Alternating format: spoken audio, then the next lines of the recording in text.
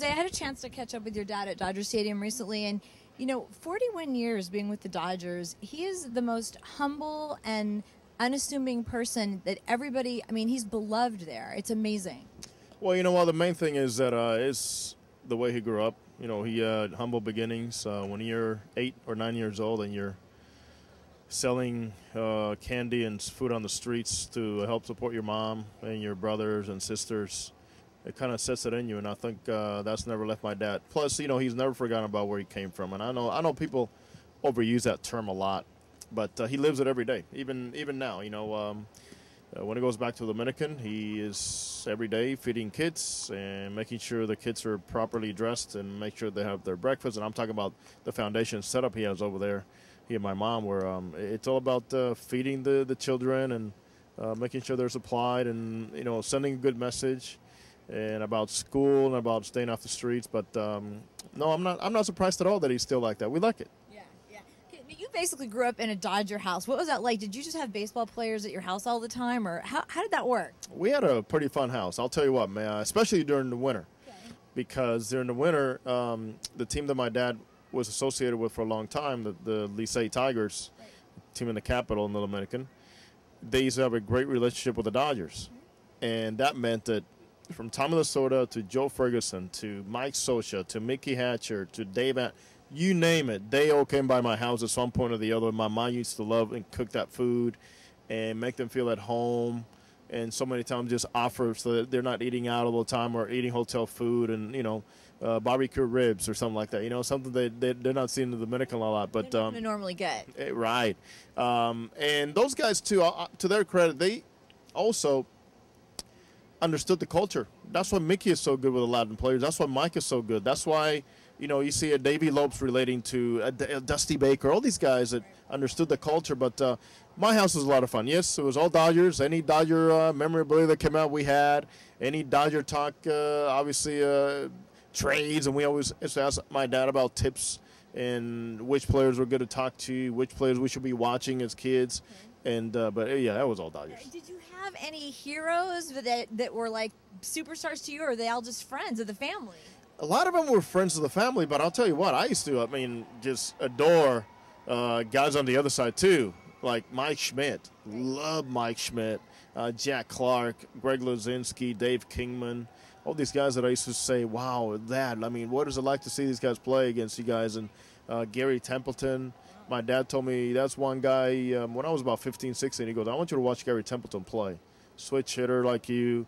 He has a good arm like you, plays shortstop, very intense, very smart player. But it was a ton of fun. The one thing that never got lost in our house was school, right, though. My dad did not have the schooling that we have, right, or the opportunity to even do it. But just with him and my mom, that getting ingrained in their brains to make sure you tell your kids to stay in school, that's stayed with me forever. And I thank him forever for, put it in me to say, hey, as scary as it is to say and tell your kid at any given point, you can break your leg and right, you can't play baseball. What are you going to do then? Well, it's interesting because when I was talking to your dad, we were talking about you playing baseball, and the thing he's most proud of is your education. And I'm glad he is because, you know what, he was never a dad that's all over us in terms of playing baseball. He was always there to help us, ground balls, batting practice, anytime, any day, any time of year. But school was more important. There's many times when I couldn't play baseball because I was grounded. Because I didn't do my homework, and I got in trouble. So those kinds of things stay with you forever. You got in trouble? I don't believe it, Jose. Oh, plenty of times. It was all about school, though. Somewhere or another, it was all related to school. So you did actually play baseball in the pros. What was that like for you? Was it a dream come true? Or? Oh, absolutely. I went to Cal State Fullerton, a great program under Augie Garrido. And then, of course, our goal was to play Major League Baseball. My goal was to play 10 years in the Major Leagues and retire early and then do some other stuff. And God had other plans, which were better, and I can't blame him. But, yeah, it was. When you get that call to go to the big leagues, that happened in Vegas with the Padres. And I'll never forget Jim Riggleman, the current manager of the Nationals, is the one that called me in my house that one morning and just said, get ready, go to the ballpark. I think you're going to be going up. He said, I think you're going to be going up. I'm like, oh, my God. After 6 years waiting, you say you think you're going to go up.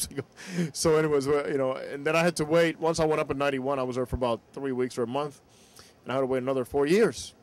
to get called up again. Do you remember your first at bat? First at bat, Pete Harnish. I do not remember much of it because I never saw the ball.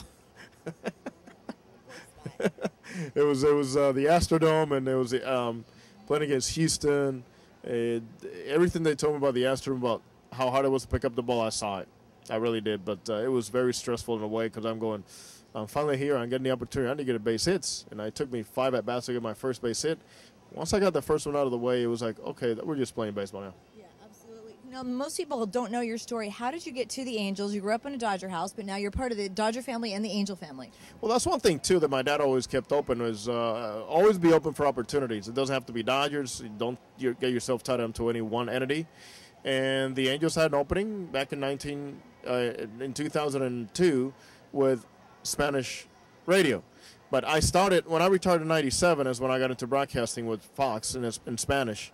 And we're doing the game of the week every Saturday morning. I wanted to do more English broadcasting, obviously. And then, I kind of got my feet wet at Fox doing Spanish games. It was all off the monitor. But it was a national audience. And then little by little, people started hearing about me. Preston Gomez, the late Preston Gomez, is one that said, hey, keep doing what you're doing. I've heard some great things about you. He goes, if there's an opening here, obviously you're going to have my support to do it. And before you know it, it happened in 2002. Originally, though, I applied for the English job, but God probably said, you're not ready for that yet. Get yourself in Spanish.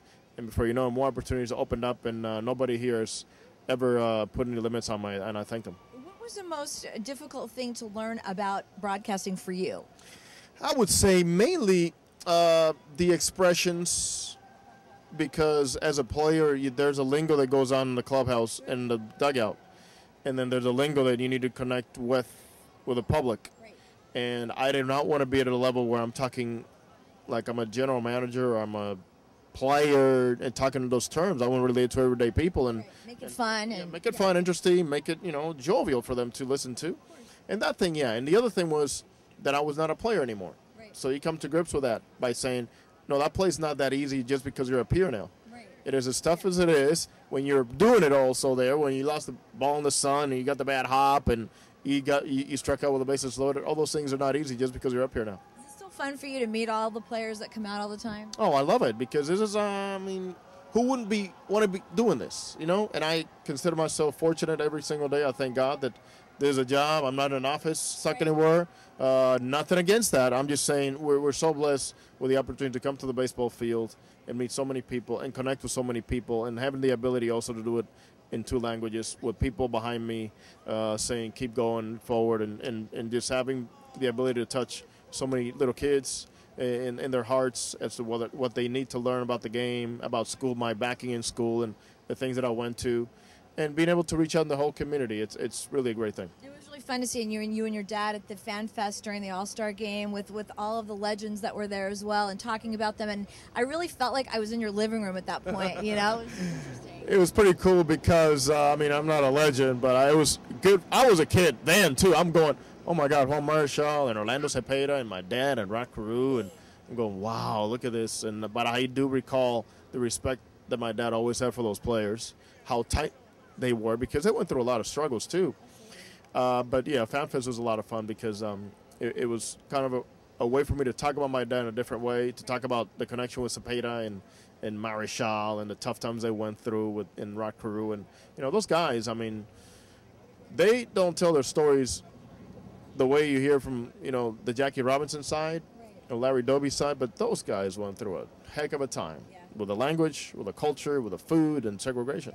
Okay, now, the most important question, of course, that we have to ask is what happens whenever the Angels play the Dodgers? It's about winning. It's about winning. Is it about you winning or them winning? It's about the Angels taking care of business. It doesn't matter who you play, Dad. Sorry, but that's the way it is. It's about winning, but we make it fun, though. The most stressful one is for my mom, though. I bet. She's like, oh, my God, the Dodgers need to win. The Angels need to win. Okay, God, whatever you want to happen. I think it's only 6 games a year, right? Yeah. Oh, spring training counts, too, though. Well, yeah, that's true. You're right. We, see who we're going to bring up. And we want to get the W. Yeah, we want to get the W, too.